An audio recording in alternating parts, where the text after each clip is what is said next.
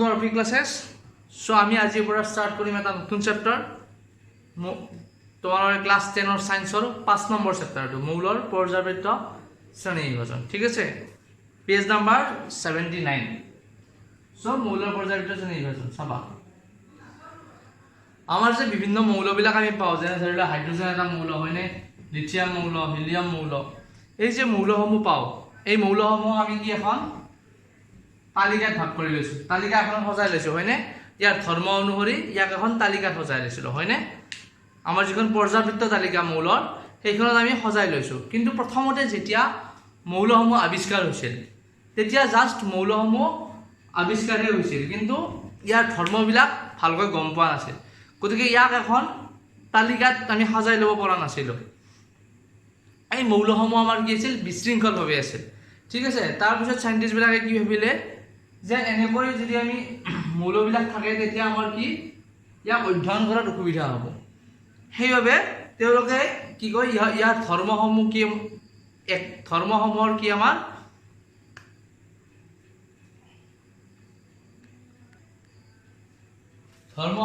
আমাৰ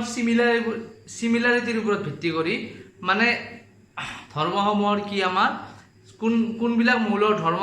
এটা মৌলৰ ধৰ্ম আনটোৰ লগত মিলে, ধৰ্মসমূহৰ কি আমাৰ চিমিলাৰিটিৰ ওপৰত ভিত্তি কৰি এখন কি তালিকা প্ৰস্তুত কৰি উলিয়ালে। আৰু সেই তালিকাখনক আমি কি বুলি কওঁ, পৰ্যাবৃত্ত তালিকা বুলি কওঁ। কিন্তু এই পৰ্যাবৃত্ত তালিকাখন, এই পৰ্যাবৃত্ত কি তালিকাখন, যিখন আমি আজি ব্যৱহাৰ কৰি আছো আধুনিক পৰ্যাবৃত্ত তালিকাখন, এইখন একেদিনাই আমাৰ বনোৱা হোৱা নাছিল। ষ্টেপ বাই ষ্টেপ গৈ কিনে শেষত আমি আধুনিক পৰ্যাবৃত্ত তালিকাখন পাইছোঁ। পোনপ্ৰথমে কি কৰিছিল, ডবাৰেইনাৰ ট্ৰায়াড নামৰ এজন বিজ্ঞানীয়ে, ডবাৰেইনাৰ কি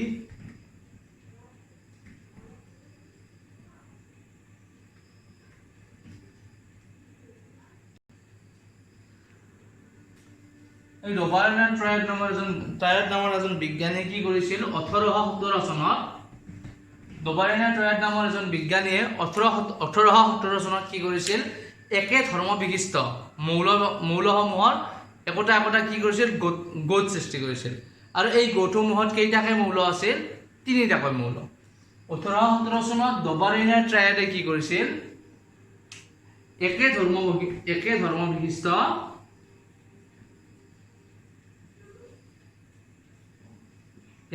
বিশিষ্ট কি কৰিছিল, মৌলসমূহৰ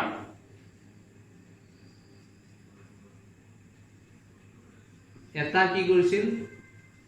কেইটামান কি কৰিছিল, গোট সৃষ্টি কৰিছিল।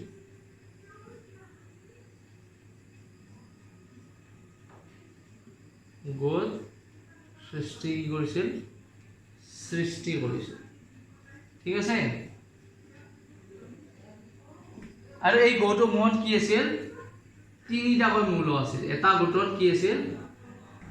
3টা মৌল কি আছিল, এটা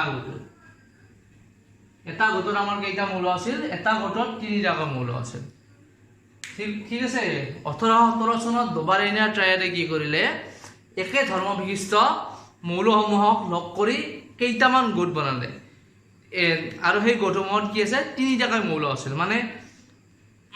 একে ধৰ্ম বিশিষ্ট 3টা কি ল'লে, আমাৰ মৌল ল'লে আৰু এটা গোট বনালে। তাৰপিছত আকৌ 3টা একে ধৰ্ম বিশিষ্ট কি ল'লে,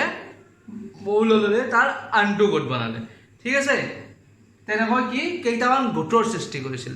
আৰু এই গোটসমূহক কি বুলি কৈছিল, ডবাৰেইনাৰ ট্ৰায়াডে কি বুলি কৈছিল, ত্ৰিক বুলি কৈছিল। ঠিক আছে, এই গোটসমূহক ট্ৰায়াডে কি কৈছিল, ত্ৰিক বা ট্ৰায়াড বুলি কৈছিল। ঠিক আছে, 1817 চনত ডবাৰেইনাৰে কি কৰিলে, একে ধৰ্ম বিশিষ্ট কেইটামান কি কৰিলে, মৌল ল'লে। ঠিক আছে, আৰু একে ধৰ্ম বিশিষ্ট মৌলসমূহ লৈ কেইটামান গোট সৃষ্টি কৰিলে। তেওঁ কি কৰিলে প্ৰতিটো গোটত তিনিটাকৈ মৌল ৰাখিলে ঠিক আছে একে ধৰ্ম বিশিষ্ট তিনিটা মৌল ল'লে এটা গোট বনালে আকৌ তিনিটা একে ধৰ্ম বিশিষ্ট মৌল ল'লে আকৌ এটা গোট বনালে এনেকৈ কেইটামান গোট বনালে আৰু এই তিনিটা মৌল বিশিষ্ট একে ধৰ্মৰ যিকেইটা গোট আছিল সেই গোটকেইটাক তেওঁ কি নাম দিলে ট্ৰায়াড বা কি নাম দিলে ট্ৰিক নাম দিলে ঠিক আছে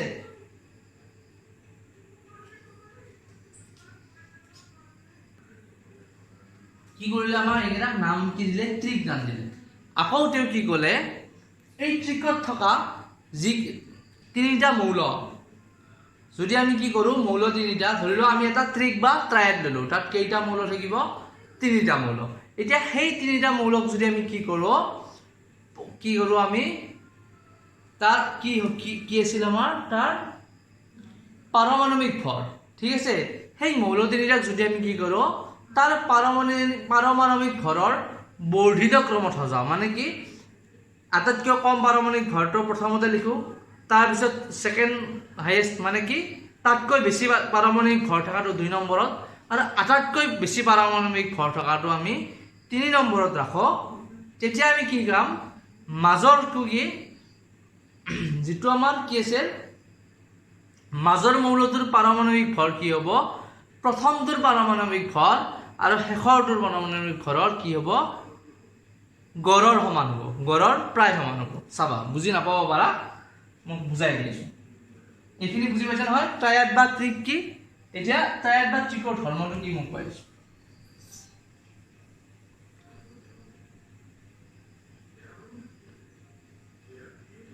তেওঁলোকে দিয়া কি হ'ল আমাৰ ডবাৰেনেৰে দিয়া এটা ট্ৰায়াড হ'ল আমাৰ কি লিথিয়াম সোডিয়াম আৰু পটাছিয়াম লিথিয়াম সোডিয়াম আৰু কে মানে কি পটাছিয়াম ডবাৰেনেৰে এইটো ট্ৰায়াড দিছে চাবা মই এতিয়া তাৰটো বুজাই আছোঁ এই লিথিয়ামৰ কি আমাৰ লিথিয়ামৰ আণবিক পাৰমাণবিক ভৰ যদি চোৱা কিমান হ'ব লিথিয়ামৰ পাৰমাণবিক ভৰ 6.9 এইটো মনত ৰখাৰ প্ৰয়োজন নাই হা জাষ্ট বুজি লোৱা এইখিনি কথা মানে পাৰমাণবিক ভৰটো মনত ৰাখিব নালাগে এইটো মনত ৰাখিবা যে এটা ট্ৰায়াড যদি লিখিব আহে আমি লিথিয়াম সোডিয়াম পটাছিয়াম এনেকৈ লিখি দিব পাৰিম ভৰকেইটা মনত ৰখাৰ প্ৰয়োজন নাই জাষ্ট বুজিবৰ কাৰণে মই দি আছোঁ তাৰপিছত সোডিয়ামৰ পাৰমাণবিক ভৰ আমাৰ কিমান 23 ঠিক আছে আৰু আমাৰ পটাছিয়ামৰ পাৰমাণবিক ভৰ আমাৰ কিমান হ'ব 39 হয়নে 39 এতিয়া ডবাৰেনেৰে কি কৈছে যদি আমি কি কৰোঁ ট্ৰায়াডৰ যি তিনিটা মৌল আছে সেই মৌল তিনিটা যদি কি কৰোঁ আমি আণবিক ভৰৰ বৰ্ধিত ক্ৰমত লিখোঁ মানে কি আটাইতকৈ কমটো প্ৰথমতে লিখোঁ আৰু আটাইতকৈ বেছিটো শেষত লিখোঁ হয়নে লিথিয়ামৰ ভৰ আটাইতকৈ কম চ প্ৰথমতে লিখিছোঁ তাতকৈ বেছি ভৰ কাৰ সোডিয়ামৰ চ ইয়াক মাজত লিখিছোঁ আৰু আটাইতকৈ বেছি পাৰমাণবিক ভৰ কাৰ পটাছিয়ামৰ চ ইয়াক আমি কি লিখিছোঁ শেষত লিখিছোঁ চাবা এতিয়া তেওঁ কি কৈছে এনেকৈ বৰ্ধিত ক্ৰমত লিখাৰ পিছত যদি আমি কি কৰোঁ এই প্ৰথমটো আৰু শেষৰটোৰ কি লওঁ গড় লওঁ এই গড়ৰ ভেলুটো আমাৰ কিমান হ'ব মাজৰটোৰ পাৰমাণবিক ভৰৰ সমান হ'ব চাবা আমি কি লওঁ 6.9 প্লাছ কি লওঁ 39 হয়নে ইয়াৰ ভৰ 6.9 ইয়াৰ 39 ইয়াৰ যদি আমি কি লওঁ গড় লওঁ তেতিয়া আমি কিমান পাম কৰিলে কেলকুলেশ্যন এইটো পাওঁ আমি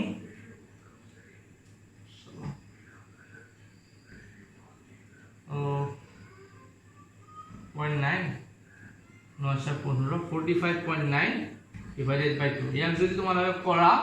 2 ৰে হৰণ কৰা তোমালোকে কি পাবা 22.95 এইটো 22.95 মানে কি অলমোস্ট 23 হয়নে 22.95 মানে মোটামুটি আমি 23 বুলিয়ে ক'ব পাৰোঁ চ' ডবাৰেনেৰে আমাক সেইটোৱে কৈছে আমি যদি তেওঁৰ এটা কি ট্ৰায়াড লওঁ যিকোনো এটা ট্ৰায়াড ল'লোঁ হয়নে তেনেহ'লে লিথিয়াম সোডিয়াম পটাছিয়াম ডবাৰেনেৰে আমাক কেইটা দিছিল মুঠতে 3টা ট্ৰায়াড দিছে এইটো এটা দিছে তাৰপিছত আমি কি দিছে এটা কেলছিয়াম ষ্ট্ৰনচিয়াম আৰু সৰি মই লিখা ভুল হৈছে ঠিক আছে কেলছিয়াম ষ্ট্ৰনচিয়াম বেৰিয়াম দিছে এটা আৰু এটা দিছে ক্লোৰিন ব্ৰোমিন আয়োডিন ডবাৰিনাৰে আমাক 1 2 3 এই তিনিটা মাত্ৰ ট্ৰায়াড দিছে ঠিক আছে ট্ৰায়াড বা কি ট্ৰিক এতিয়া ডবাৰিনাৰে কি কৈছে আমি যদি এই তিনিটা ট্ৰায়াড যিকোনো এই তিনিটাৰ যিকোনো এটা ট্ৰায়াড লওঁ ধৰি লোৱা এইটোৱে লৈছোঁ এইটো যদি আমি ট্ৰায়াড লওঁ ইয়াৰ আটাইতকৈ পাৰমাণৱিক ভৰ কম কাৰ কেলছিয়ামৰ তাৰপিছত মাজৰটো কাৰ ইয়াৰ আৰু শেষৰটো হ'ল বেৰিয়ামৰ আটাইতকৈ বেছি এতিয়া যদি আমি কি কৰোঁ কেলছিয়াম আৰু বেৰিয়ামৰ কি কৰোঁ পাৰমাণৱিক ভৰৰ গড় লওঁ তেতিয়া আমি কি পাম সেই গড়টোৰ ভেলুটো এই মাজৰটো মানে ষ্ট্ৰনচিয়ামৰ পাৰমাণৱিক ভৰৰ মোটামুটি সমান পাম ঠিক আছে সেইটোৱে আমাক কি কৈছে ডবাৰিনাৰে যেটো আমাৰ ট্ৰায়াডৰ সূত্ৰ আছিল ডবাৰিনাৰৰ ট্ৰায়াডৰ সূত্ৰ সেইটোৱে কৈছে ঠিক আছে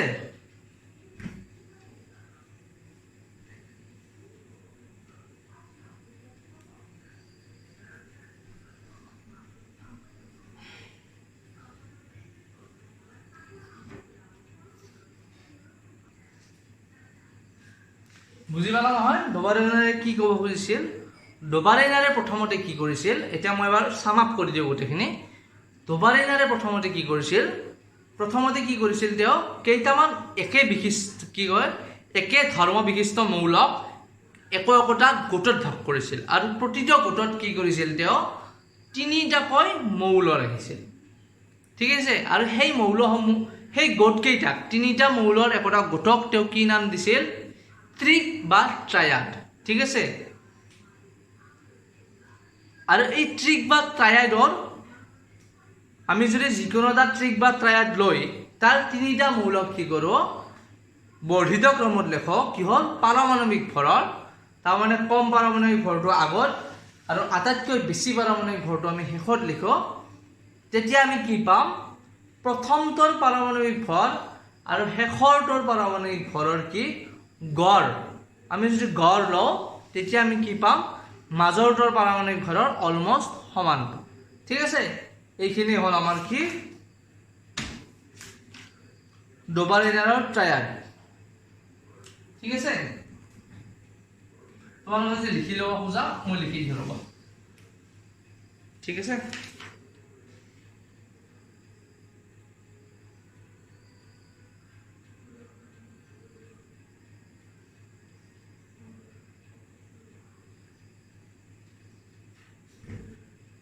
ডবাৰিনাৰৰ ট্ৰায়াড এইটো নিলিখিলে অপশ্যন নাথাকে লিখি লোৱা মই ইয়াৰ পৰা লিখিছোঁ ডবাৰিনাৰে মই মাতি গৈ আছোঁ তোমালোকে লিখি লোৱা একে ধৰ্ম বিশিষ্ট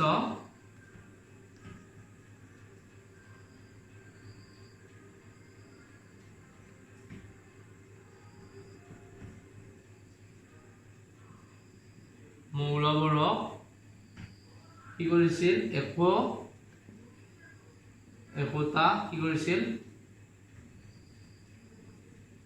গোটত ভাগ কৰিছিল আৰু প্ৰতিটো গোটত কি আছিল আমাৰ মুখস্থ কৰিব নালাগে জাষ্ট বুজি ল'লেই হ'ল প্ৰতিটো গোটত আমাৰ কি আছিল তিনিটাকৈ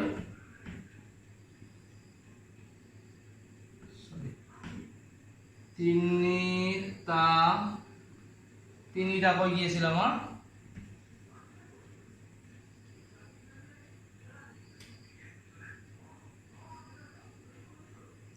তিনিটাকৈ কি আছিল মৌল আছিল ঠিক আছে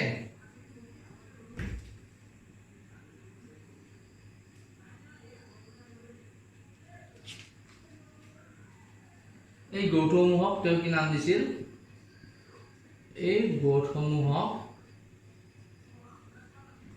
তেওঁ কি নাম দিছিল ট্ৰায়াড ঠিক আছে তেওঁ ট্ৰায়াড বা কি নাম দিছিল ট্ৰিক নাম দিছিল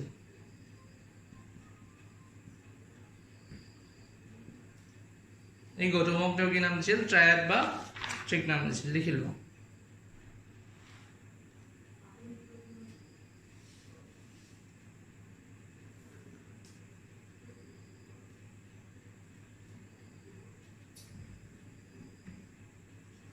তেওঁ দেখুৱাইছিল যে কি ট্ৰায়াড এটাৰ মৌলবোৰক কি কৰে তাৰ পাৰমাণৱিক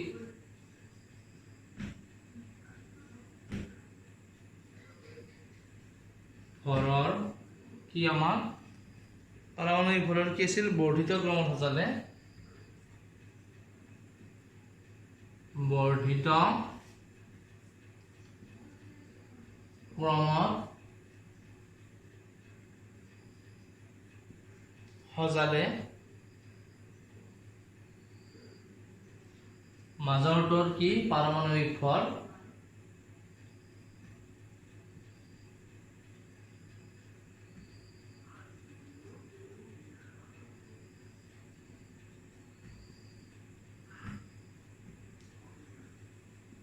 মাজৰটোৰ পাৰমাণৱিক ভৰ কি হ'ব আন দুটা মৌলৰ পাৰমাণৱিক ভৰৰ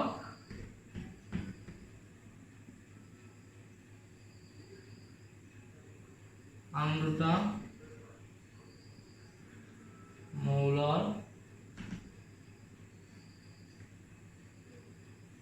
পাৰমাণৱিক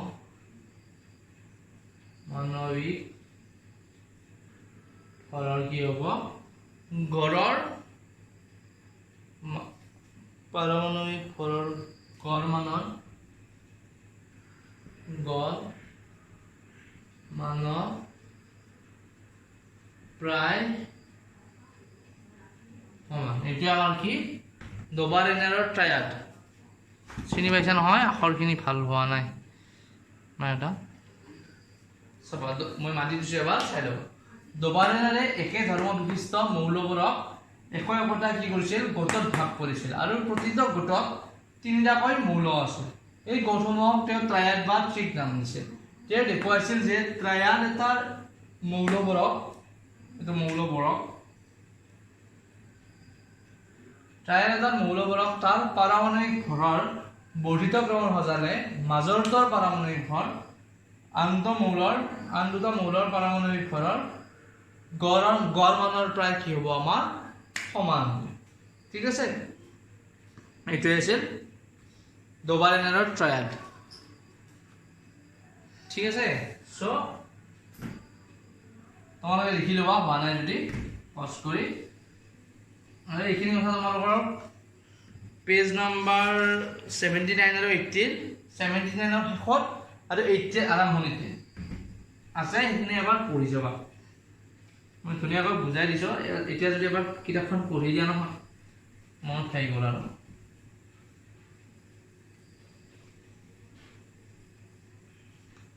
ইয়াৰ পিছত আকৌ এটা কথা মনত ৰাখিবা ডোবাৰেনাৰে আমাৰ কি কৰিছিল তিনিটা মাত্ৰ কেইটা গোট দিছিল তিনিটা ট্ৰিক বা মাত্ৰ তিনিটাহে ট্ৰায়াড দিছিল এক নম্বৰটো হ'ল আমাৰ কি লিথিয়াম সোডিয়াম পটাছিয়াম এইটো এটা দুই নম্বৰটো আমাৰ কি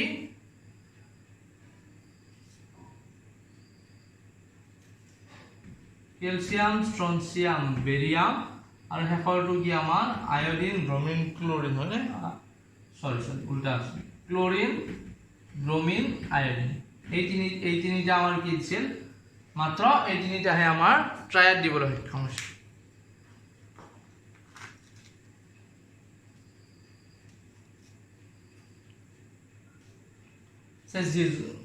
হল না এইখিনি এতিয়া চাও আমি যদি ডোবাৰেনাৰৰ ট্ৰায়াড পদ্ধতিৰে আমি কি কৰোঁ মৌলবোৰ বিভাজন কৰিবলৈ যাওঁ তেতিয়া মাত্ৰ আমি কি পাম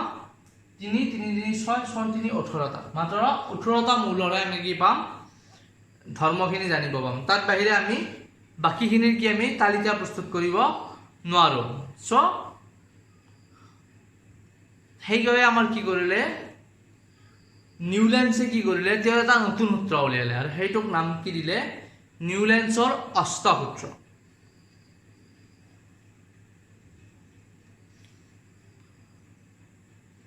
তোমালোকক যদি এতিয়া কোনোবা সুধে যে ডবাৰেনাৰৰ ট্ৰায়াডৰ কি আমাৰ কোৱেশ্চন কেতিয়াবা আহিব পাৰে 1 নম্বৰ দি যে ডবাৰেনাৰৰ আমাৰ যেটো ট্ৰায়াড সূত্ৰ আছিল সেইটোৰ কি লেখা সীমাবদ্ধতা লেখা লিমিটেশন লিখিব দিয়ে তেতিয়া আমি কি লিখিম ডবাৰেনাৰে কি কৰিছিল সেই সময়লৈকে উপলব্ধ মৌলসমূহৰ মাত্ৰ 3টা ট্ৰায়াডে গঠন কৰিবলৈ সক্ষম হৈছিল ঠিক আছে সেইভাবে আমাৰ কি আছিল ট্ৰায়াড হিচাপে যেটো আমাৰ শ্ৰেণী বিভাজন পদ্ধতি আছিল সেইটো ব্যৱহাৰ উপযোগী নাছিল মনত থাকিল নহয় তোমালোকৰ পেজ নম্বৰ 80 তালিকা 5.1 তলত আছে লিখা সে কি লিখা আছে ইয়াত ডবাৰেনাৰে কি হৈছে ডবাৰেনাৰে সেই সময়লৈকে জ্ঞাত মৌলবোৰৰ মাজতে মাত্ৰ 3টা ট্ৰায়াড চিনাক্ত কৰিব পাৰিছিল আৰু সেইভাবে সেইবোৰ ট্ৰায়াড হিচাপে শ্ৰেণী বিভাজনৰ পদ্ধতি সেইভাবে ট্ৰায়াড হিচাপে শ্ৰেণী বিভাজনৰ এই পদ্ধতিটো কি নাছিল আমাৰ ব্যৱহাৰ উপযোগী নাছিল হেনেকৈ ঠিক আছে ছয়টো মনত ৰাখিবা তোমালোকে যে ডবাৰেনাৰে কি কৰিছিল মাত্ৰ 3টা ট্ৰায়াডে গঠন কৰিব পাৰিছিল আৰু সেইভাবে ট্ৰায়াড হিচাপে আমি বিভাজনৰ যেটো পদ্ধতি আছিল সেইটো ব্যৱহাৰৰ উপযোগী নাছিল এইখিনি লিখি দিলে আমি তোমালোক 1 নম্বৰ পাই যাব যদি কোৱেশ্চন আহে ঠিক আছে আৰু তাৰ উপৰি যিসকলে আমাৰ বেচ জয়েন কৰিছা তোমালোকে নোটটো পাইয়ে যাবা আৰু যদি কিছুমানে জয়েন কৰা নাই তথাপিও যদি নোটছ বিচাৰা তেতিয়াহলে ডেসক্ৰিপচনত এটা তোমালোকৰ দুটা ফোন নাম্বাৰ দিয়া আছে সো তাত কন্টাক্ট কৰিব পাৰা তোমালোকে ঠিক আছে কল কৰিলে হ'ল